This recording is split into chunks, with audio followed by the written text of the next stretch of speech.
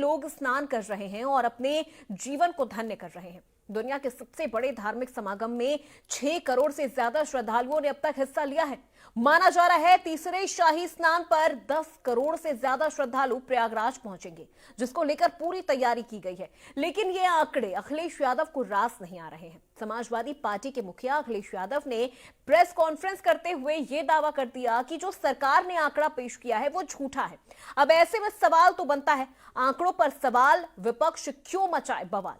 महाकुंभ का महाआयोजन, विपक्ष दिखे बेचैन। महाकुंभ पर सियासत हाई, अखिलेश सेना क्यों बौखलाई?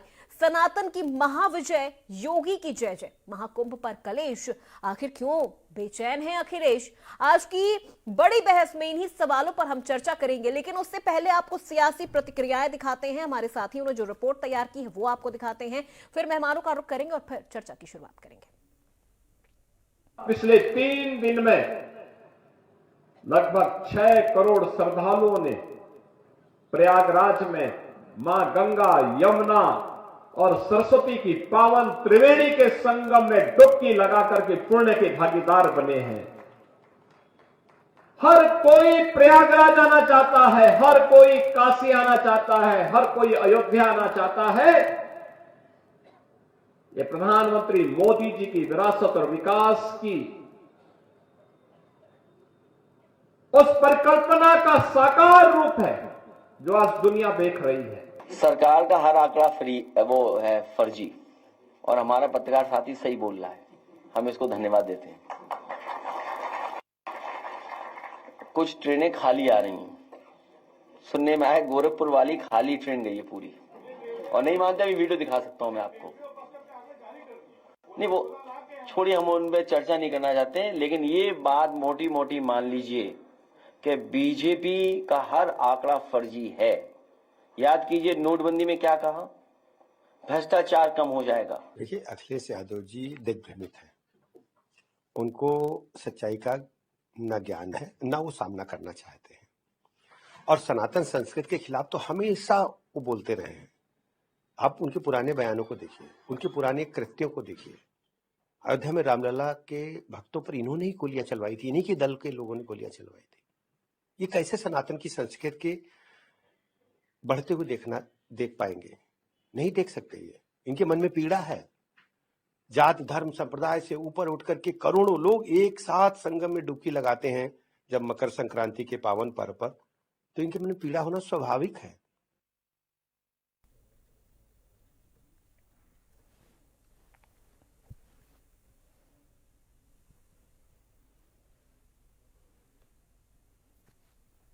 तो महाकुंभ पर कलेश लगातार मचा है विपक्ष की तरफ से। समाजवादी पार्टी की तरफ से लगातार महाकुंभ में कमियां, खामियां और गलतियां निकाली जा रही हैं।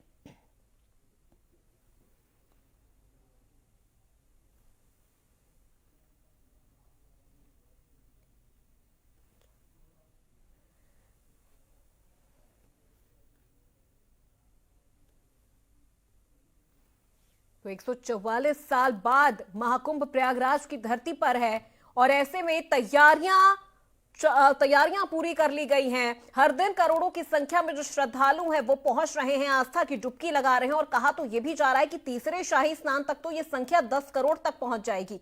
और ऐसे में सिर्फ देश ही नहीं बल्कि विदेशों से भी जो तमाम श्रद्धालु हैं वो आस्था की डुबकी लगाने पहुंच रहे हैं।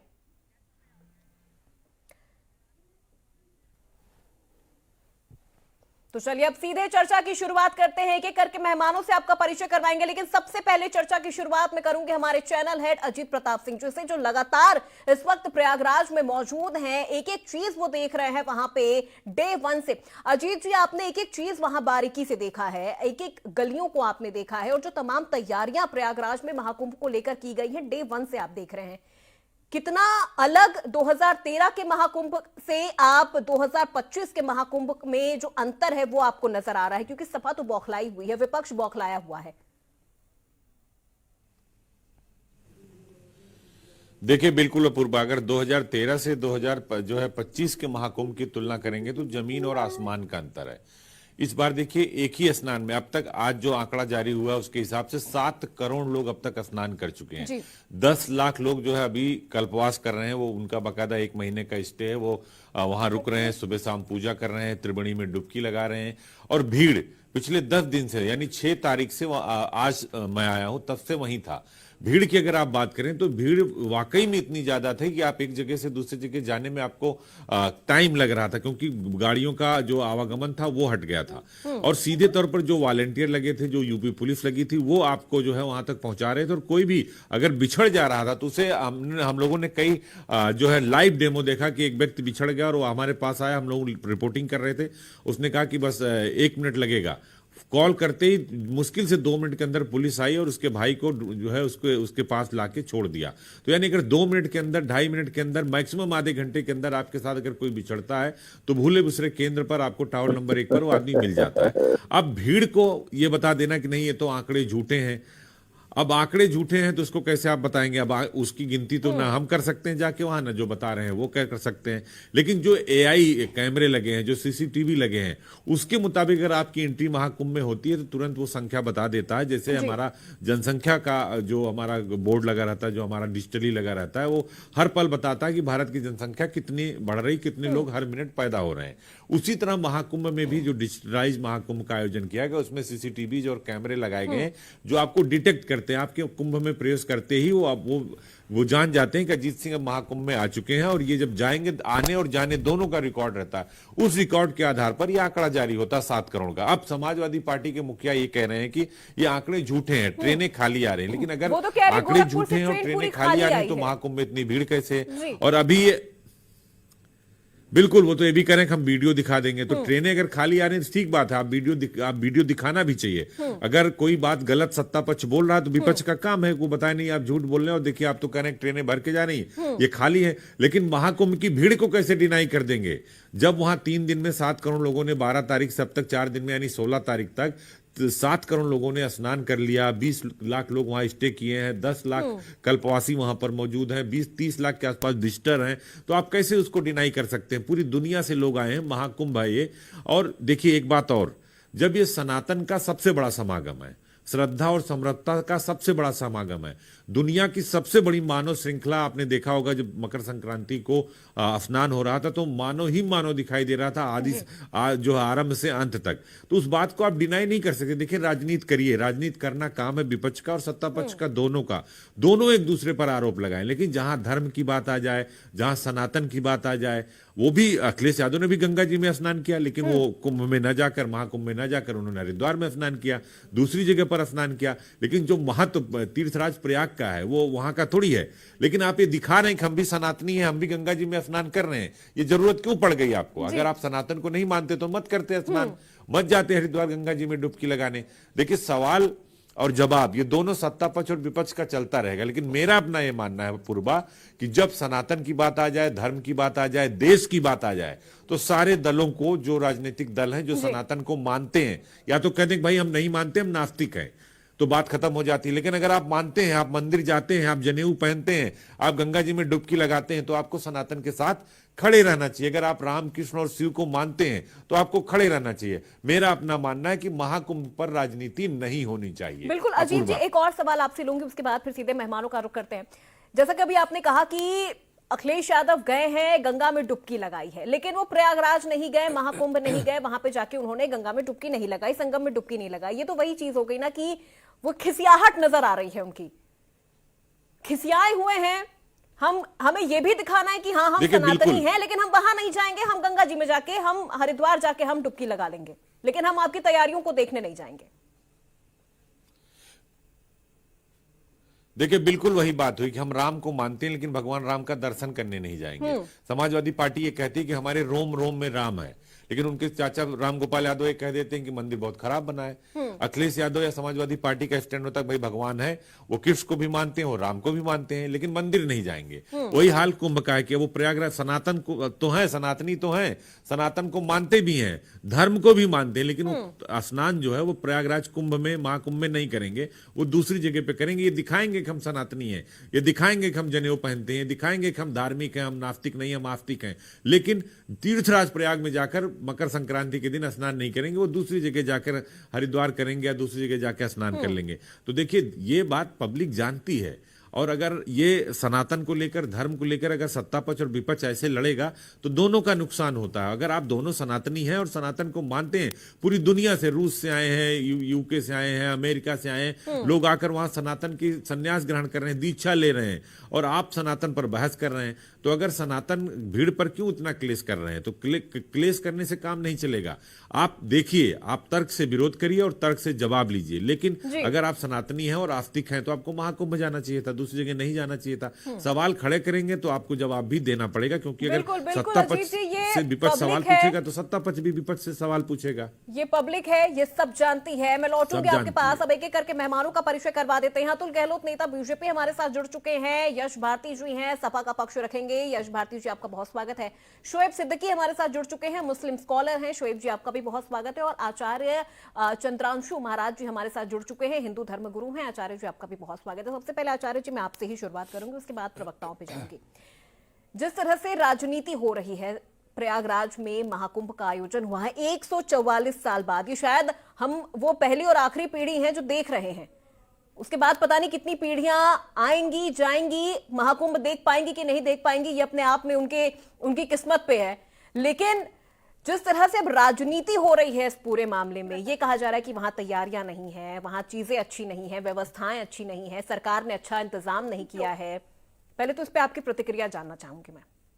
सबसे बड़ी बात यह है कि मैं आंखों की देखी बात करूंगा। इस समय मैं तीर्थराज प्रयाग में ही हूँ जी। और मैं स्नान करने के बाद में अभी यहीं से लाइव हूँ मैं। तो जो लोग ये कह रहे हैं वहां पर तैयारी नहीं है, वो गुमराह कर रहे हैं। मैं खुद डुबकी लगाया हूँ, और कहीं दूर लखनऊ में बैठ करके और कहीं दिल्ली में बैठ करके, और कुछ जगह का वही जैसे मक्खी की दशा होती है ना, ये सभी अच्छे जगहों को छोड़ करके जहाँ गंदगी होती है वहीं पर वो जाकर के बैठती है, गंदगी देखती है। ये काम नहीं करना चाहिए। जब सनातन धर्म की बात हो, राष्ट्र की बात हो और किसी समाज की बात हो, वहां पर भी राजनीति का विषय नहीं बनाना चाहिए। हमको लगता है कि इस विषय पर किसी प्रकार की टिप्पणी करना या अपने ही देश की व्यवस्थाओं को पूरी दुनिया के सामने अलग तरीके से अपने निजी स्वार्थ के लिए उजागर करना किसी तरीके से निंदनीय है। वास्तव में ऐसा लगता है कि स्वर्ग उतर करके आया है या बैकुंठ उतर करके आया है, और हम खुद ही आज स्नान करके जिस तरह से एक आनंद अभिभूत हो रहे हैं, जिस तरह से यहाँ का दृश्य है और जिस तरह से प्रशासनिक व्यवस्थाएं यहाँ पर चाक चौबंद है, तो निश्चित तौर पर काबिले तारीफ है और उसकी सराहना होनी चाहिए। अच्छा कोई भी करे तो अच्छा कहना चाहिए। योगी सरकार ने जिस तरह से सनातन धर्म के स्मृति चिन्हों को लेकर के जिस तरह से यहाँ पर व्यवस्था बनाया हुआ है, वो निश्चित तौर पर इतना मतलब आनंददायक लग रहा है, उसका सराहना होना चाहिए। और सभी हमारे संत महापुरुष, महामंडलेश्वर आचार्य, महामंडलेश्वर जगत गुरु शंकराचार्य, जितने भी महापुरुष हैं, हमें बढ़ भी रहे हैं कि जैसे आपने कहा 144 वर्ष बाद ये महाकुंभ का योग बनता है। कुंभ तो प्रतिवर्ष होते रहते हैं, पर ये महाकुंभ 144 वर्ष बाद आता है। और जो पीढ़ी हम लोग देख पा रहे हैं, दर्शन कर पा रहे हैं, स्नान कर पा रहे हैं, निश्चित तौर पर अगले हम लोग नहीं आ पाएंगे, क्योंकि एक बार हम लोग इतनी लंबी उम्र नहीं होती, एक बार लंबी इतनी उम्र नहीं होती कि हम लोग कुछ कह पाए। बिल्कुल बिल्कुल आचार्य जी, हमारे बाद भी कितनी पीढ़ियां आएंगी और चली जाएंगी, तब भी शायद वो महाकुंभ में नहीं जा पाएंगी, महाकुंभ उस समय नहीं लगेगा। ठीक है आचार्य जी, मैं लौटूंगी आपके पास। यश भारती जी का रुख करती हूँ। यश भारती जी, क्या परेशानी हो रही है अखिलेश यादव को? वो गंगा में स्नान तो कर रहे हैं, वो खुद को सनातनी तो बताने की कोशिश कर रहे हैं, वो मीडिया के लिए बताने की कोशिश कर रहे हैं, वोटों के लिए बताने की कोशिश कर रहे हैं, ये तो अखिलेश यादव जाने, लेकिन फिर भी उनको प्रयागराज में महाकुंभ में उनको परेशानियां ही नजर आ रही हैं। 2013 में भी तो उन्होंने करवाया था महाकुंभ, याद होगा, 36 लोगों की मौत, भगदड़। ज्यादा नहीं बोलूंगी मैं इस पूरे मामले पर, लेकिन याद तो आपको भी होगा। नहीं देखिए, आचार्य जी ने जिस तरीके की बात करी, एक मक्खी होती है उसे पूरी गंदगी दिखती है, जैसे आपने पूरा प्रोग्राम बनाया ना गंदगी वाला, वैसे ही इंडिया न्यूज ऐसा लग रहा है कि वो भी मक्खी बन गई, जो आचार्य जी ने भी कहा कि गंदगी पे बैठना पसंद कर रहे हैं। माननीय अखिलेश यादव जी लोगों की सुरक्षा को लेकर के चिंतित हैं और व्यवस्था को लेकर चिंतित हैं। अगर बेहतर व्यवस्था के लिए सुझाव दे रहे हैं, बेहतर सुरक्षा के लिए सुझाव दे रहे हैं, तो आप उसमें कह रहे हैं कि कलेश हो रहा है। तो बढ़िया है, इंडिया न्यूज को शुभकामनाएं। बेहतर पैकेज, बेहतर विज्ञापन आपको मिलेगा। अजीत जी जो आपके चैनल हेड है, उन्होंने तो भारतीय जनता पार्टी के सबसे ज्यादा सदस्य बनाए ही हैं। जब उन्हें यश टिकट भारती चाहिए था, जी। तो निश्चित तौर पे आगे बढ़ेंगे, टिकट मिलेगा अब उनको, देखिए, अब प्रत्याशी बनेंगे, ये चुनाव चीजें अब लड़ेंगे। अरे आप 2013 याद आप कर अभी की लीजिए बात ना। करिए ना, आप आप अभी की बात 2013 याद कर करिए। लीजिए, आजम खान को क्यों प्रभारी बना दिया था? फिर उन्होंने इस्तीफा दे दिया। आप मेरे ऊपर बता रहे हैं, मेरे ऊपर टिप्पणी कर रहे हैं, तो आप कलेश आप कर रहे हो, इंडिया न्यूज कर रहा है। अजीत जी नहीं, आप क्यों आजम खान को आपने प्रभारी बना दिया था? काम आप कर रहे हो भाई, आजम खान को क्यों प्रभारी बना दिया था? एक सनातन को ना मानने वाले मंत्री को क्यों बना दिया था प्रभारी, जो हिंदू धर्म का ही विरोधी है? क्यों बना दिया था 2013 में प्रभारी? क्यों बनाया था सेल्फी? आपके पास और भी सारे मंत्री थे, क्यों आजम खान को बनाया था? अरे आप सीधे कहिए ना कि आप मुस्लिम तुष्टीकरण की नीति अपनाते हैं। आप दूसरे पर सवाल खड़ा करेंगे तो आप पर खड़ा होगा यश भारती जी। अखिलेश यादव दूध के धुले नहीं है। राम भक्तों पर गोली किसने चलाई थी पूरी दुनिया जानती है। मुजफ्फरनगर दंगा किसने कराया पूरी दुनिया जानती है। तो आप अगर हमारे ऊपर सवाल खड़ा करेंगे तो व्यक्तिगत तौर पर हम भी आपके ऊपर सवाल खड़े करेंगे। सफाई में क्या होता था, पूरी फिल्मी दुनिया आती थी, कौन नाचना चाहता था, सबको पता है। मुख्तार अंसारी और अतीक के बारे में सब लोग जानते हैं। डीपी यादव के बारे में सब लोग जानते हैं। विजय मिश्रा के बारे में सब लोग जानते हैं। अगर आप सवाल खड़ा करेंगे ना तो सहारा सर में क्या होता था सब जानते हैं। सफाई में रंगमंच लगता था, महाकुंभ नहीं लगता था। महाकुंभ में आजम खान को आप भेजते थे। यश भारती जी, अब देखिए, अब महाकुंभ अगर में आप आप आजम खान को भेजते थे और सफाई में रंगमंच लगाते थे, स्टार वहां डांस करते थे। आप अगर सवाल करेंगे तो सवाल आपको जवाब देना पड़ेगा। अभी कोई खनन घोटाला नहीं भूला, अभी कोई रिवरफ्रंट घोटाला नहीं भूल रहा है। मनोरंजन तो करना पड़ेगा ना जिसका पैसा लिया है। देखिए, अगर आप सवाल उठाएंगे तो आपको जवाब भी देना पड़ेगा इस बात के लिए। और अगर आप अजीत सिंह के ऊपर सवाल उठाएंगे तो अजीत सिंह के पास पूरे यादव खानदान का चिट्ठा है, अखिलेश यादव से लेकर और शिवपाल यादव तक। इसलिए जब आप बोलने से पहले और सोचिए किससे बात करना है। बंगारू लक्ष्मण याद है? अरे आपको बंगारू लक्ष्मण याद है? बंगारू लक्ष्मण जानते हो? आपको पता है, भारतीय जनता पार्टी का राष्ट्रीय दल दलाली कर 2013 में यश भारती जी, जब जवाब नहीं होता आपके पास, यश भारती जी एक मिनट, अतुल जी एक सेकंड। यश भारती जी, उनसे बात नहीं कर रहा, मेरे समय पे मैं अपनी बात रख रहा हूँ। जो कार्यक्रम चल रहा है, जिस तरीके से कलेश बताया जा रहा है विपक्ष को, सत्ताधारी दल से सवाल पूछने पे, सरकार को सही तरीके से दिशा दिखाने पे अगर बात हो रही है, पत्रकार ने आज प्रेस वार्ता में सवाल पूछा, माननीय अखिलेश यादव जी उसका जवाब दिया। मकर संक्रांति में हर व्यक्ति, लेकिन अब इसी पे एक सवाल और यस, आप क्या किसी ने बोला, उस बात का जवाब सुनिए। मकर संक्रांति में हर व्यक्ति जाकर के वहां कुंभ में नहाने नहीं जाता। अपने शहर के नजदीक, जैसे मध्य प्रदेश के लोग नर्मदा जी को ज्यादा मानते हैं, नर्मदा जी मैया के पास जाते हैं। जो आसपास की नदी होती है, जो पवित्र नदियां होती है, उनमें जाकर के स्नान करते हैं। हर व्यक्ति जाकर के कुंभ में नहाने नहीं जाता। अगर किसी ने स्नान किया मकर संक्रांति पे, जो हमारे सनातनी परंपरा उसका निर्वाह कर रहा है, तो अभी आपको पृथ्वी चिन्ह लगाना है। अच्छा, तो यश भारती जी, अखिलेश यादव क्या महाकुंभ नहीं जा पाए? नहीं जा सकते हैं अखिलेश यादव, महाकुंभ नहीं जा सकते हैं। और अभी जब महाकुंभ की तैयारियां चल रही थी, तब आधा अधूरा झूठा वीडियो किसने पोस्ट किया था? अरे कुंभ खत्म हो गया क्या? कुंभ में कभी गए नहीं है क्या? जब कुंभ की तैयारियां चल रही थी, तब आधा अधूरा वीडियो किसने पोस्ट किया था? अरे पहले इसका जवाब दीजिए ना यश भारती जी। अरे इतना प्रायोजन मत बनिए, अब आपके पास जवाब नहीं होगा तो आप सीधे मीडिया पे उंगली उठा देंगे कि हम प्रायोजित कार्यक्रम कर रहे हैं। सुनने की हिम्मत तो आप में नहीं है। 2013 में जब महाकुंभ हुआ था, जब रेलवे स्टेशन पे भगदड़ मची थी, 36 लोगों की मौत हो गई थी। आजम खान कहाँ थे? इस्तीफा दे दिया, पल्ला झाड़ लिया, इस्तीफा दे दिया। अरे मैडम, रेलवे स्टेशन केंद्र सरकार के अधीन आता है। रेलवे स्टेशन केंद्र सरकार के अधीन आता है। तब भी अपनी बात को मानते हुए इस्तीफा दिया था, नैतिकता के आधार पर इस्तीफा दिया था। भारतीय जनता पार्टी में नैतिकता है। नोटबंदी में कितने लोग मर गए, बैंक की लाइनों में कितने लोग मर गए, उनके लिए नैतिकता आई। जीएसटी में रात में 12 बजे करने के लिए व्यापार ध्वस्त हो गया। यूपी में दंगों में कितने लोग मर गए? यूपी में दंगों में कितने लोग मर गए? दंगों में कितने लोग मर गए? यश भारती जी आप देखिए, अब आप अगर बोलना शुरू करेंगे हम रिकॉर्ड रखना शुरू कर देंगे, फिर आप हमें प्रायोजित कह देंगे। यश भारती जी देखिए, अब आप इस तरह से आप सुनिए यश भारती जी, एक मिनट सर, यश भारती जी अब आप देखिए, अब आप बोलना शुरू करेंगे, अब आप बोलना शुरू करेंगे, हम आपको जवाब देंगे, आप हमें प्रायोजित कह देंगे। भारतीय जनता पार्टी से तो गाना नहीं बजाएंगे अजीत जी, इंडिया न्यूज गाना नहीं बजाएगा, नहीं तो पैसा नहीं वसूल लिया जाएगा पीछे से कॉलर पकड़ के। ये गलत है। यही जवाब आप दे पा रहे हैं यश भारती जी, इसीलिए सकारात्मक छवि बनाने के लिए कह रहे हैं अखिलेश यादव जी। मजदूर की मृत्यु हो गई, उन पर सवाल पूछने की इंडिया न्यूज की हिम्मत नहीं है। अरे जब आपकी सरकार थी तब भी तो मीडिया को मिलता था, कि आपकी सरकार में पैसा नहीं देते थे आप लोग। मुंह खिल जाता है, आप हम पर आरोप मत लगाइए, जो राम भक्तों पर गोलियां चलवाते हैं। अयोध्या राम मंदिर निर्माण समिति के अध्यक्ष निपेंद्र मिश्रा जी हैं, जो जिस समय गोली चली वो गृह सचिव थे, उनके मुख से सुन लेना लल्ला, चलिए उनके मुख से सुन लेना अतुल लल्ला, उनके मुख से सुनना, मेरे पास से गोली नहीं चलाई गई। अतुल लल्ला बीच में बोल रहा अतुल लल्ला, अपने समय पर बोलना। निपेंद्र मिश्रा जी जो अयोध्या निर्माण समिति के अध्यक्ष है, मंदिर निर्माण समिति के अध्यक्ष, उनसे पूछ लो उन्होंने क्या बोला है। आपके प्रधानमंत्री जी ने बनाया है, मोदी जी ने बनाया है उनको अध्यक्ष, जो सुप्रीम कोर्ट के आदेश से समिति बनी है निर्माण समिति। चंदा खा गए, चंदे का धंधा कर रहे हो, जमीनें बेच रहे हो, लोकल अयोध्या का आदमी परेशान है।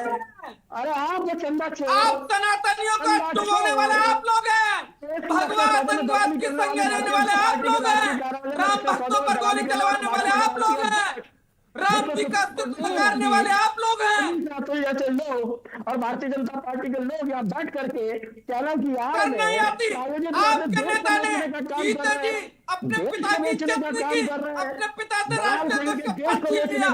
शर्म करनी चाहिए आपके नेता को। और इस सभा में अपने पिता को निलंबित कर दिया राष्ट्राध्यक्ष से, और खुद स्वयं दलाल बनने की कोशिश की आपके राष्ट्राध्यक्ष। चलिए अरे गीता जी आप अपने पिता की इज्जत नहीं कर सकते, तो क्या कर सकते हो, क्या अपेक्षा कर सकते हैं? ठीक है एक मिनट सर, अब एक मिनट अतुल जी, यश भारती जी अब एक मिनट। शोएब सिद्दीकी जी का मैं रुख करना चाहूंगी, हमारे साथ जुड़े हुए हैं मुस्लिम स्कॉलर। शोएब सिद्दीकी जी, अभी तक तो मुस्लिमों की तरफ से ये कहा जा रहा था कि वो वक्फ की जमीन पर महाकुंभ का आयोजन हो रहा है, फिर ये हुआ कि मुस्लिमों की एंट्री पर बैन लगा दिया गया है, और अब एक तरह से देखा जा रहा है कि पूरे महाकुंभ को जो राजनीतिकरण हम देख रहे हैं महाकुंभ की, गलत है, नहीं होना चाहिए ना राजनीतिकरण। यहाँ पे तो सभी सत्ता पक्ष विपक्ष सबको एक साथ आ जाना चाहिए भाई, क्योंकि ये कोई राजनीतिक कार्यक्रम तो है नहीं, फिर भी राजनीति हो रही है। आपकी क्या प्रतिक्रिया इस पे? देखिए दिव्या जी, ये किसी के मजहब से आस्था की बात है, और डिबेट देखिए कम से कम पहले राउंड में अपनी अपनी बात लोग कह दे तो मैं समझता हूं कि डिबेट बहुत कामयाब हो जाती है, क्योंकि शुरू में अगर बहस हो जाए तो मेन बात नहीं आती है। और मैं 30 सेकंड आपको जरूर लूंगा, और बगैर नाम लिए हुए कि अजीत सर की जहां तक बात है, मैं उनको खुश करने की कोशिश नहीं कर रहा हूं। देखिए मैं सही कह दूं कि अजीत सर न्यूज 18 में रहे, फिर उसके बाद जी न्यूज पे रहे, और मैं खुशकिस्मत हूं कि मैं बाबरी मस्जिद के सिलसिले में अयोध्या में डिबेट करने गया था, और वापसी जब मैं लौट रहा था तो अजीत सर अपनी गाड़ी से मुझको लेके आए थे, और हमेशा मुझको उन्होंने फॉलो किया, और कभी भी उन्होंने मुझ पर दबाव कभी नहीं बनाया कि अगर आप वहां बोल रहे हैं तो ऐसा बोले वैसा बोले। अजीत सर एक पर्सनालिटी है, बहुत अच्छे इंसान है, तो मैं समझता हूँ उन पर डायरेक्ट टारगेट करना ये गलत चीज है, और बहुत ही अच्छे इंसान है। मैं बैठे मैं खुश करने नहीं कह रहा हूँ, जो जनरल बात मैंने हमेशा सच बोला दिव्या जी, चाहे वो अदालत हो जंग का मैदान। अब आप मौजू पे आ जाइए, आप देखिए कि चाहे मरकजी हुकूमत हो चाहे रियासती हुकूमत हो, उसमें होता क्या शोएब जी एक सेकंड, एक करेक्शन में करना चाहूंगी, मेरा नाम अपूर्वा है। अच्छा जी माफ कीजिए अपूर्वा जी, चूंकि दिख नहीं रहा तो मैं माफी चाहूंगा। अपूर्वा जी देखिए होता क्या है, चाहे मरकजी हुकूमत हो चाहे रियासती हुकूमत हो, मतलब सेंट्रल हुकूमत हो चाहे स्टेट हुकूमत हो, इसमें यह रहता है जो अपोजिशन पार्टी रहती है उनको जो मौजूदा हुकूमतें रहती हैं उनके अच्छे काम हो या उनको बुरे काम लग रहे हैं उनको निगेटिव ही लाना होता है। और मैं मुल्क के वजीर आजम नरेंद्र मोदी साहब का भी बहुत शुक्रगुजार हूं कि उन्होंने 2014 या 15 के एक भाषण में बात कही भी थी कि विपक्ष बहुत कमजोर है, मुझे काम करने में मजा नहीं आ रहा है, और विपक्ष को आलोचना करनी चाहिए, आलोचना होने पर ही मैं काम करता हूं। अब आप देखिए आस्था की बात देखिए, अभी आप देखिए टारगेट पे, आप देखिए जब से कुंभ मेले की तैयारी चल रही थी, लोगों ने तरह तरह भड़काने की कोशिश करी कि मुसलमान बैंड है, मुसलमान दुकान नहीं लगा सकता। और मैंने अपूर्वा जी आपसे भी, आपके चैनल पे भी कहा था, जी सर मौजूद भी थे, कि जब तक हमारे योगी जी के मुंह से कोई बात नहीं निकलेगी कि मुसलमान बैंड है या वो नहीं आ सकता, मैं नहीं मानूंगा।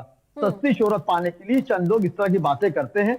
और आप देखिए ये कुंभ जो है, ये आपने बिल्कुल सही बात कही कि महाकुंभ इसलिए लगाया गया कि 144 साल के बाद आया, हो सकता है कि हमारे बेटों के सामने भी ना आए। बहरहाल आप देखिए 2013 में भी कुंभ था, जब अखिलेश यादव इस मुल्क, इस रियासत के वजीर आला थे और उनके साथ आजम खान ने हरी झंडी दिखाई थी मेले में, और जो भगदड़ मची थी उसमें तो कोई ऐसी बात नहीं, जब लाखों करोड़ों आते हैं तो कुछ ना कुछ नाकानी हो जाती है। जैसे इस कुंभ महाकुंभ में देखिए कई लोग डूब के ठंडक से खत्म हो गए, बहुत अफसोस वाली बात है। और उस पर, और जहां तक आपकी तैयारी की बात है, तो मुख्यमंत्री ने, मैं उनको खुश करने, खुशनुदी की बात नहीं कर रहा हूं मैं, क्योंकि मैं मुस्लिम स्कॉलर हूं, मैं भाजपा प्रवक्ता नहीं, लेकिन मैं इंसाफ की बात करूंगा जो मेरी नजर सही लगता है। आप देखिए मुख्यमंत्री जी ने इसको युद्ध स्तर पे इसके ऊपर काम कर रहे थे, वो 2-3 महीने से काम चल रहा था। आप समझिए जहां हम लोग ईद बकरीद में 1-2 लाख लोग पहुंचते हैं तो प्रशासन परेशान हो जाता है, वहां करोड़ों लोग आ रहे हैं, यह हकीकत है। इंडिया के बाहर से भी लोग आ रहे हैं, जिस तरह यहाँ एक प्रोग्राम अभियान शरीफ और हुआ था, वहां करोड़ों लोग बाहर से आए। तो इस तरह की मैं समझता हूं कि सस्ती शोहरत पाने के लिए या इस मौजू को दूसरी तरफ ले आने के लिए हिंदू मुस्लिम लोगों ने बहुत कराने की कोशिश करी कुंभ मेले, महाकुंभ के मामले में, लेकिन नहीं करा पाए। और उसमें कोई मुसलमान, सियासी छोड़ के किसी मुसलमान ने महाकुंभ के अगेंस्ट कोई बात नहीं करी और ना ही करेगा, क्योंकि आस्था जुड़ी बात है। अगर मेरी आस्था जुड़ी बात है तो आपकी भी आस्था जुड़ी बात है। और जहां अखिलेश यादव सपा के जो संरक्षक हैं इस वक्त, पहले मुलायम सिंह यादव थे, और इसमें मैं ये बताता भी चलूं कि देखिए जब ये समाजवादी पार्टी बनी थी तो उस वक्त उसमें जो फाउंडर थे वो बेनी प्रसाद भी थे, आजम खान भी थे और मुलायम सिंह भी थे। बाद में आपस में इख्तलाफ हुआ, अखिलेश यादव के हाथ में आ गई बात, वो एक अलग चीज है। लेकिन सियासत यहाँ पर ऐसी है, अगर वो नहाए थे उनको वहां जाना चाहिए था। अगर मुख्यमंत्री उनको नहीं प्रोटोकॉल देते, जाहिर सी बात उनको पूरा प्रोटोकॉल मिला हुआ, उनको वहां जाना चाहिए था। जिस तरह वो कहीं और जाके नहाए तो उससे ये जाता है कि मैं सनाती तो हूं लेकिन मैं आपके काम में नहीं जाऊंगा। तो इसमें मैं समझता हूँ पूर्ण जी कोई नई बात नहीं है। जो भी विपक्ष में रहता है वो आपकी अच्छाइयों को निगेटिव वे में ले जाता है। लेकिन मैं समझता हूँ इस मुल्क की गंगा जमनी की तहजीब जो है, आप देखिए 13 तारीख से महाकुंभ चल रहा है और गालिबन 26 तक चलेगा, और आप देखिए लोग तादाद बढ़ती जा रही है। तो मैं समझता हूँ कि एक अच्छे काम को, खास करके मामला जब सियासी रुख लेता है, खास कर आप देखिए आस्था जुड़ी रहती है। अभी अजमेर शरीफ में मामला था, आपने डिबेट मुझे बुलाया भी था, मैं अजमेर शरीफ में बोला भी था, खूब कायदे बोला था कि किसी आस्था जुड़ी हुई बात को आप सियासत में ले आए। तो वही मैं इंसाफ की बात को महाकुंभ में भी करूंगा कि अगर मुख्यमंत्री ने इस पे युद्ध स्तर पर काम कर रहे हैं और मुसलमान साथ में, तो हर पार्टी को साथ लेना चाहिए।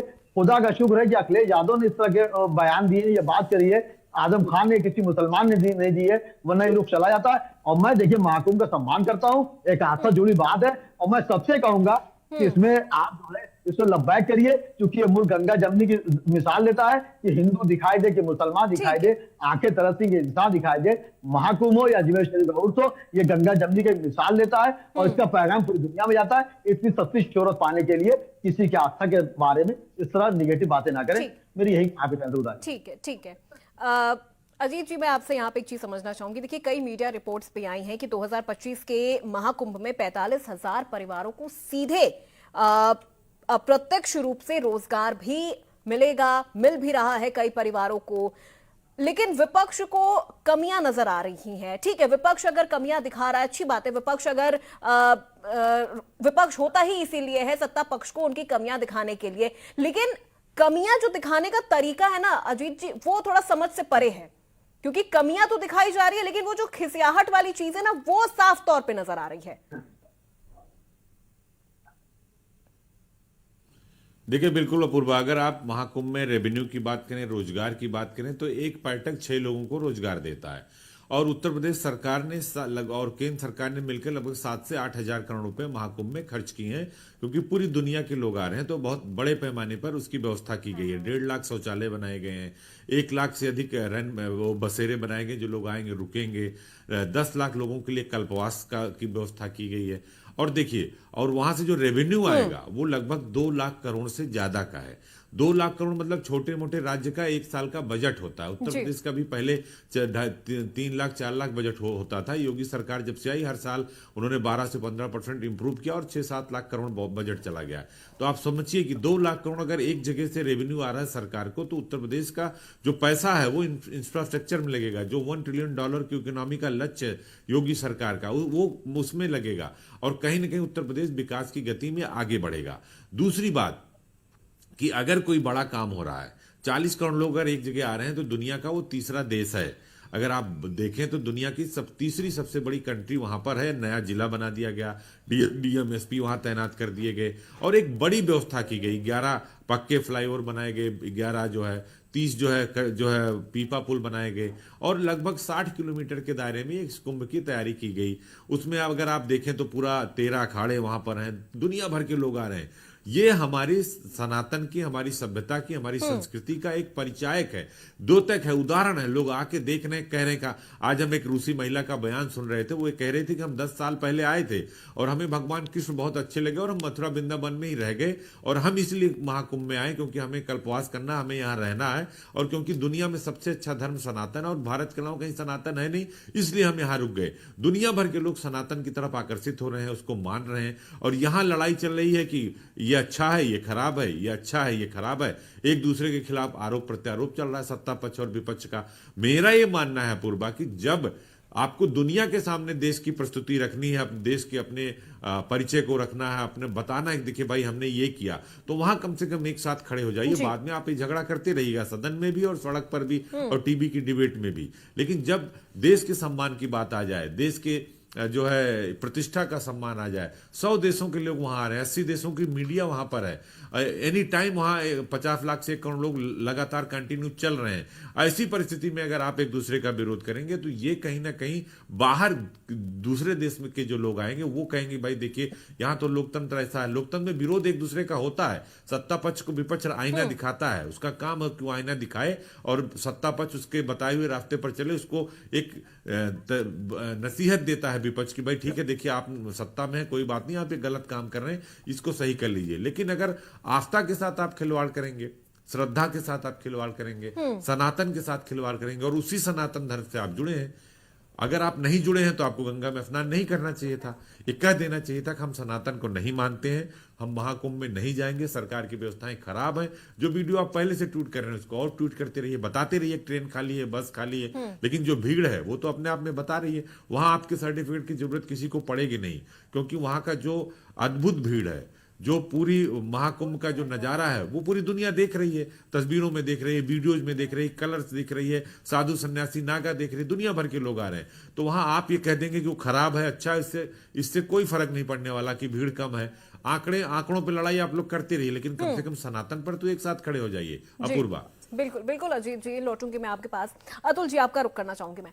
जैसा कि अभी आपने अजीत जी को भी सुना कि कुछ मुद्दे ऐसे होते हैं ना जहां पे पक्ष विपक्ष को राजनीति नहीं करनी चाहिए, उन मुद्दों पर आपको एक साथ स्टैंड लेना चाहिए, क्योंकि हम यहाँ पे सिर्फ महाकुंभ को या प्रयागराज को रिप्रेजेंट नहीं कर रहे हैं, हम यहाँ पर इंडिया को रिप्रेजेंट कर रहे हैं बाहर से आने वाले देशों के लोगों के सामने, कि किस तरह से यहाँ पर एक बहुत मैं शब्दों में भी बयान नहीं कर सकती हूं महाकुंभ की जो विशेषता है, जो महत्वता है, लेकिन जब महाकुंभ जैसा कुछ आयोजन होता है भारत की धरती पे, प्रयागराज की धरती पे, तो वहां पर तो विपक्ष को एक हो जाना चाहिए ना, फिर यहां राजनीति क्यों? अपूर्वा जी, मैं आपको बता देना चाहता हूं, जो ये महाकुंभ हो रहा है वह तुलनीय महाकुंभ हो रहा है जी। इनकी सरकार में जब 2013 में अखिलेश यादव मुख्यमंत्री हुआ करते थे, जब पूरा उस समय कुंभ था, उस समय टोटल ही 12 करोड़ लोग पहुंचे थे कुंभ में, ठीक है। उस समय भगदड़ में 40 लोगों की मौत हुई और कम से कम 300 से 400 लोग उसमें जख्मी हुए। मैं पूछना चाहता हूं, इनको इसलिए नहीं पच रहा है ये, क्योंकि इन्होंने अभी कुंभ के स्टार्ट होने से पहले इन्होंने एक फर्जी वीडियो जारी की इनके नेता ने। उसमें बताया गया कि कुंभ में बहुत खामियां हैं, कुंभ में तो पोल नहीं लग रहे बिजली के, ये कमियां हैं, ये कमियां हैं। अब जब कुंभ में जब 3 दिनों में 6 करोड़ लोगों ने डुबकी लगा ली जब कुंभ में, तो इनके पेट में दर्द होना स्वाभाविक है, क्योंकि ये नहीं चाहते कि योगी जी के नेतृत्व में सफल कुंभ हो पाए, क्योंकि इनकी बात झूठी हो जाएगी। अरे मैं कहना चाहता हूं, सपा के लोगों से मैं अनुरोध करना चाहता हूं, आपको भी सहयोग करना चाहिए कि देश की प्रतिष्ठा का सवाल है ये। जो ये महाकुंभ हो रहा है, इसमें 80 से ज्यादा देश के लोग आए हुए हैं। अरे यदि आप इस प्रकार से बयानबाजी करोगे, 80 से ज्यादा देश की मीडिया है, तो देश की क्या छवि जाएगी? क्या आप देश को बदनाम करना चाहते हो? अरे राजनीतिक लड़ाई आप लड़ो, कोई दिक्कत नहीं है, पक्ष विपक्ष लड़ते रहेंगे, आपस में मुद्दों पर हम लड़ते रहेंगे, पर जब देश का सवाल आता है, जब राष्ट्र का सवाल आता है, तो पक्ष हो चाहे विपक्ष हो, सबको एकजुट और बंद मुट्ठी की तरह मजबूत होना चाहिए। ऐसे नहीं कि योगी जी ने ये नहीं किया, योगी जी ने ये नहीं किया। अरे मैं पूछना चाहता हूं यसी, हमारी सरकार में ऐसा दिव्य और महाकुंभ होने जा रहा है और हो रहा है, 3 दिनों में इस कुंभ में 6 करोड़ से ज्यादा लोगों ने डुबकी लगाई है। पूरे देश ही नहीं, संसार में सराहना हो रही है कुंभ की, और हमने ऐसी व्यवस्था की है, अभी तक 3 दिन में कोई ऐसी छोटी मोटी घटना भी देखने में नहीं आई। अरे आपको सहयोग करना चाहिए, आपको बड़ा दिल दिखाना चाहिए। ये देश का कुंभ है, ये देश की प्रतिष्ठा का कुंभ है। आप इस प्रकार से बयान दोगे तो विदेशी मीडिया में इसका क्या प्रभाव जाएगा? देश की जो साख है उसको आप कहां पहुंचाना चाह रहे हो? अरे आप चाहे सत्ता पक्ष और विपक्ष की लड़ाई होती रहती है, आप लड़िए, मुद्दों पर लड़िए, पर जो देश का कोई प्रतिष्ठा का सवाल आता है, जब देश का राष्ट्र का सवाल आता है,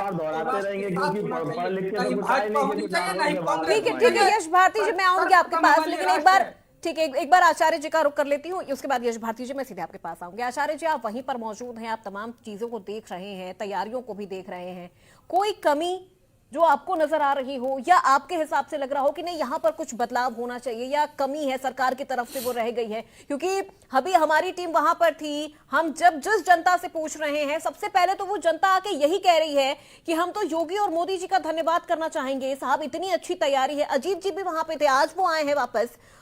जनता यही कह रही कि हम तो बहुत अच्छी तैयारी यहाँ पर हम देख रहे हैं, पहली बार हम कुछ ऐसा देख रहे हैं। अब वो जनता तो हम भाई उसको तो पैसा नहीं दे रहे हैं ना हम दे रहे हैं, ना बीजेपी दे रही है, वो तो अपने मन से कह रही है जो उनको वहां नजर आ रहा है।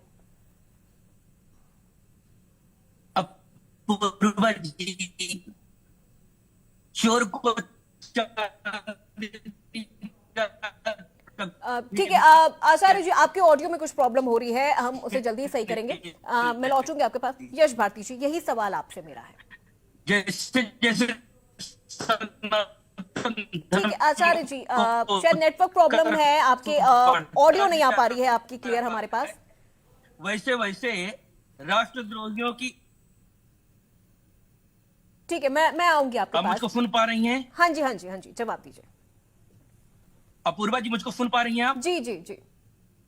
मैं ये कह रहा हूं कि जैसे चोर को चांदनी रात अच्छी नहीं लगती, उसी तरह से रामद्रोहियों को, राष्ट्रद्रोहियों को बढ़ता हुआ सनातन धर्म का उत्कर्ष कैसे अच्छा लग सकता है? जिन लोगों ने लगातार बाबर की पूजा किया, बाबरी मस्जिद के लिए जिन लोगों ने राम भक्तों का खून बहाया, जिन लोगों ने पिछले कुंभ का जब सेवा करने का अवसर आया, तो जिसको सनातन धर्म से कुछ लेना देना नहीं, जिनको केवल ईद से लेना देना है, मक्का मदीना से है, जिसने एक भारत की नारी पर अभद्र टिप्पणी किया, जिसने भारत देश को डायन तक कहने का पाप किया, और जिसने ठीक है आचार्य जी, कुछ नेटवर्क इशू चल रहा है आपके ऑडियो में, आपकी आवाज क्लियर आ नहीं पा रही है। ठीक है, उसको यहाँ का प्रबंध तंत्र दे दिया।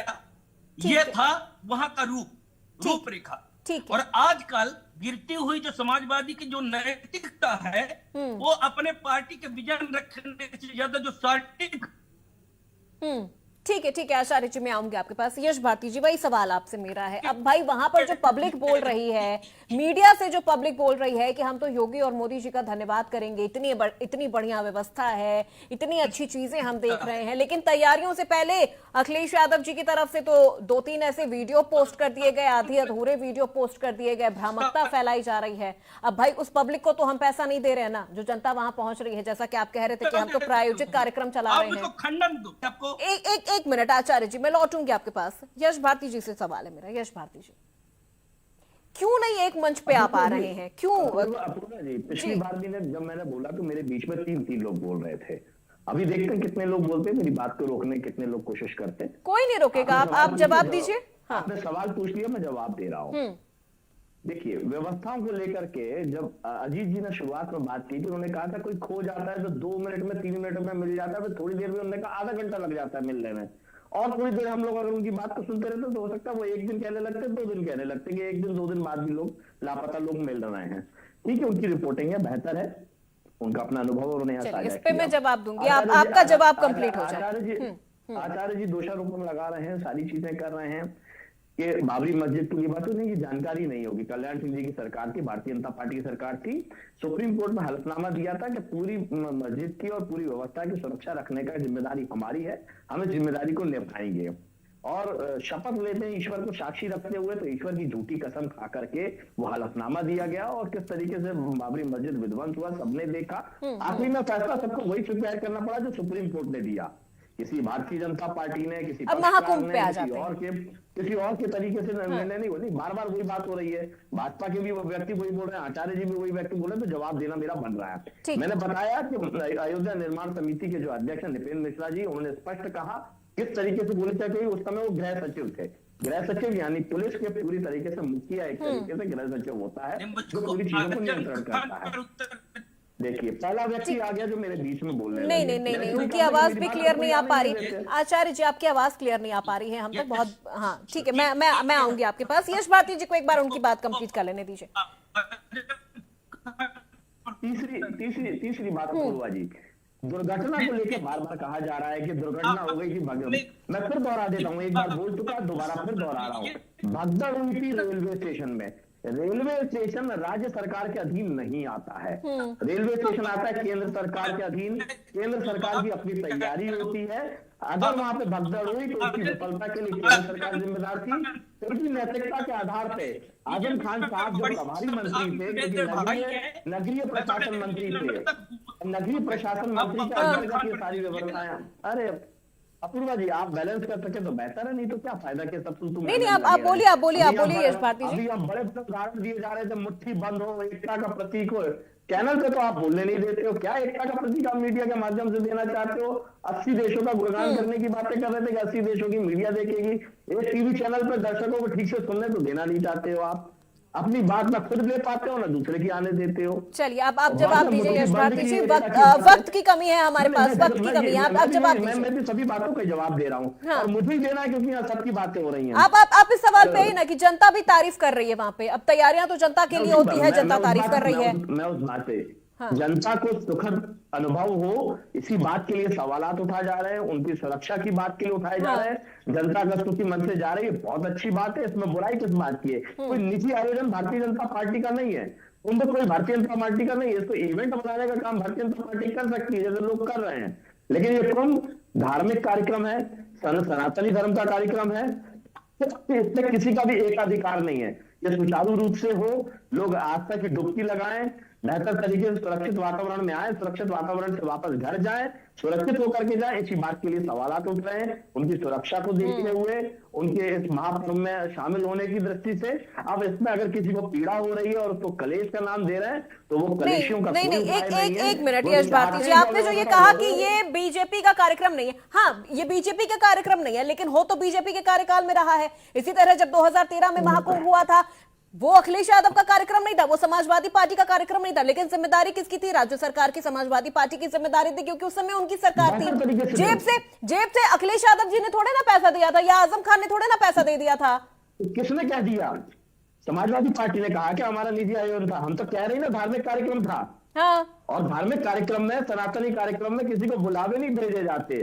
जिस तरीके से ये बुलावे भेज भेज करके अपना निजी कार्यक्रम बनाना चाहते हैं। अब आप फिर बुलावे पे आ गए। खुद अपने सर, भारतीय जनता पार्टी के कार्यालय में बनाई थी और फोटो छाप छाप करके बांट रहे थे। वैसे ही इस कार्यक्रम को भी जो लोगों की आस्था और विश्वास का केंद्र है उसको भी राजनीतिक। अरे तो बुलावा देने में क्या बुराई है यश भारती जी? अब मुझे देखिए फिर वही चीज, फिर डिबेट दूसरी तरफ चली जाएगी, लेकिन मैं जवाब इस पे भी आपको देना चाहूंगी और एक और सवाल पे आपको मैं जवाब देना चाहूंगी। आपने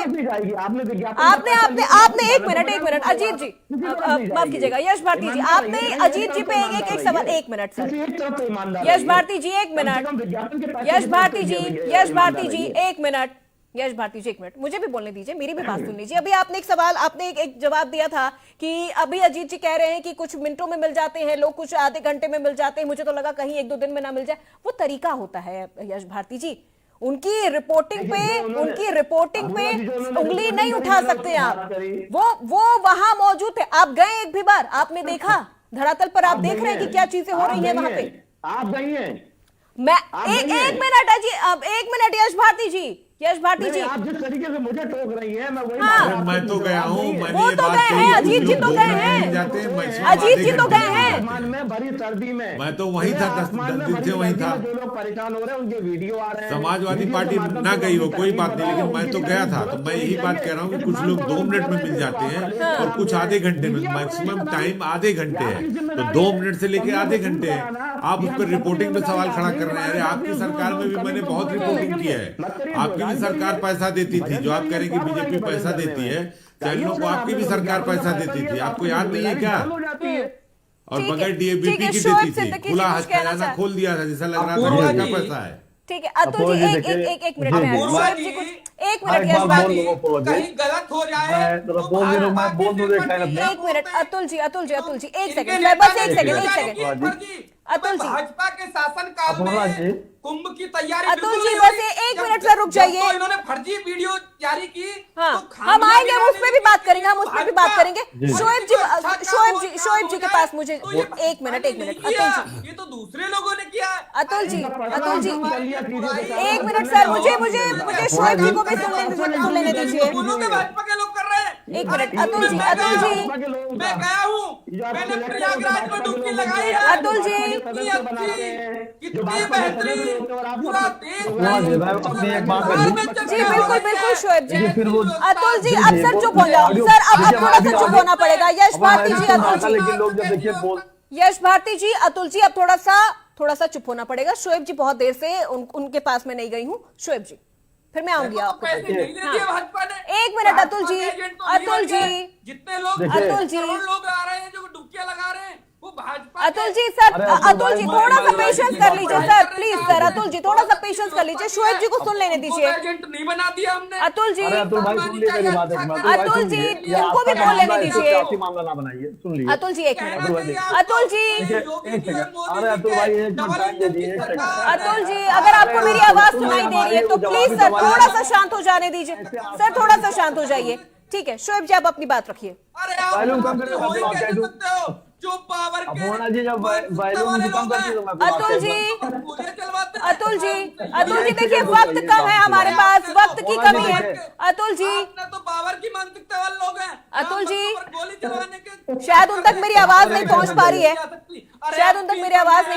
इसीलिए वो मुझे सुन नहीं पा रहे हैं। लोगों से अब भी आपका ठीक है उनके पक्का है। चलिए ठीक है अतुल जी। शोएब जी, अतुल जी ठीक है अजीत जी से फाइनल कमेंट में लेना चाहूंगी यहाँ पर। ठीक है शोएब जी 10 सेकंड सर, बस 10 सेकंड आप जवाब दीजिए, उसके बाद अजीत जी सुनिए। पहले बात मेरी अपूर्णा जी सुनिए, अपूर्णा जी मुझे टाइम दे रही है आप नहीं, 1 सेकंड। ठीक है आप जवाब दीजिए शोएब जी।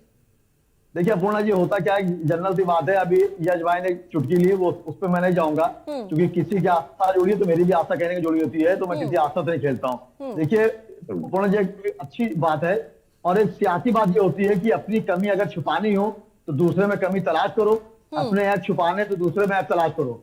आप देखिए मुकम्मल तो सिर्फ खुदा ऊपर वाला है। अगर ये आस्था की बात थी, अगर ये इसमें कमी आ भी रही थी, शोएब जी देखिए वक्त की कमी है हमारे पास, कमी बताने का नहीं था। उनको कम से कम मुख्यमंत्री से बात बतानी चाहिए थी कि इस मेले में ये कमियां पूरी की जाए, ना कि किसी आस्था के बात को करके दूसरा रुक दिया जाए। तो इस आस्था के मामले में चाहे मुसलमान की आस्था का कोई मामला हो, ठीक है, ठीक है, ठीक है, शोएब जी। आता हो, इसमें कोई सियासत ना किया है। अजीत जी, अब फाइनल कमेंट मैं यहाँ आपसे लेना चाहूंगी, चीजों को समझना चाहेंगे, क्योंकि देखिए तमाम तैयारियां हमने देखी हैं, डे 1 से आप वहां पर हैं, आप देख रहे हैं कि किस तरह से तैयारियां वहां पर महाकुंभ को लेकर हुई है। ठीक है, अगर विपक्ष की तरफ से सवाल उठाए जा रहे हैं, कमियां गिनाई जा रही हैं, ठीक है, लेकिन एक मंच पर अब आ जाने की जरूरत है, विपक्ष के लिए भी सत्ता पक्ष के लिए भी, कि ये बहुत बड़ा आयोजन है। समझने की जरूरत है कि हम अगर एक मंच पे आएंगे तो शायद हम बहुत अच्छे से खुद को रिप्रेजेंट कर पाएंगे, बाकी लड़ाइयां तो चलती ही रहेंगी। देखिए अपूर्वा, जो जिस तरह से एस भारती लगातार, जो समाजवादी पार्टी के प्रवक्ता हैं एस भारती जी, लगातार वो कमेंट कर रहे थे, हम पर भी कमेंट कर रहे थे, हमारे चैनल पर भी कमेंट कर रहे थे। समाजवादी पार्टी के लिए गालिब साहब का बस एक दो पंक्तियां मैं कहूंगा इनके लिए कि उम्र भर गालिब यही भूल करता रहा, धूल चेहरे पे थी, आईना साफ करता रहा। तो समाजवादी पार्टी भी उसी तर्ज पर है कि उम्र भर गालिब जो है यही भूल करता रहा, धूल चेहरे पे थी और आईना साफ करता रहा। तो समाजवादी पार्टी अपना धूल चेहरे पे और आईना साफ कर रही है। उनको कम से कम जाके देखना चाहिए कि भीड़ कितनी है, लोग कैसे आ रहे हैं, मैनेजमेंट कैसे है, क्राउड कैसे है, एआई कैमरे कैसे लगाए गए हैं, 40 करोड़ लोगों की व्यवस्था कैसे की गई है। आप जाकर सीखिए और जाकर देखिए कि हाँ, ऐसा कार्यक्रम भी हिंदुस्तान के अंदर हो सकता है, जहां पर 40 करोड़ लोग एक साथ आ सकते हैं और उन्हें आने जाने में कोई दिक्कत नहीं होगी। उनकी पूरी मुकम्मल व्यवस्था सरकार ने कर रखी है। आप अच्छी चीजों को सीखिए, विरोध करने से कुछ नहीं होता। जो बार बार वो सवाल खड़ा कर रहे थे, अभी सवाल तो समाजवादी पार्टी के ऊपर इतने सवाल हैं कि कई साल बीत जाएंगे अगर आदमी खड़ा करने लगेगा। सैफई से लेकर लखनऊ तक, लखनऊ से लेकर बंबई तक, कोई सवालों की बहुत लंबी फहरिस्त है। माफिया राज, अपराध, गुंडागर्दी, आप उस पर मत जाइए। आप अगर किसी पर सवाल करते, मैंने तो पहले भी कहा भाई आजम खान को क्यों प्रभारी बना दिया था। आजम खान ना तो सनातनी थे, नगर विकास मंत्री के नाते आपने अगर उनको बना दिया तो 12 करोड़ रुपए ही आपने खर्च किए और 12 करोड़ लोग ही आए, आपने पैसा भी बहुत कम खर्च किया। अगर योगी सरकार कर रही है और पूरी दुनिया के लोगों को बुलाकर ये दिखा रही है कि देखिए सबसे पुरातन है, इसीलिए सनातन है और दुनिया का सबसे बड़ा समागम है, ये संस्कृति सभ्यता का परिचायक है, ये हमारे संस्कार का परिचायक है। सनातन कोई धर्म नहीं है पपूर्वा, सनातन एक सोच है जो पूरी दुनिया को आगे चलने का रास्ता दिखाती है। आप गंगा जी में स्नान कर रहे हैं, महाकुंभ में नहीं जाएंगे।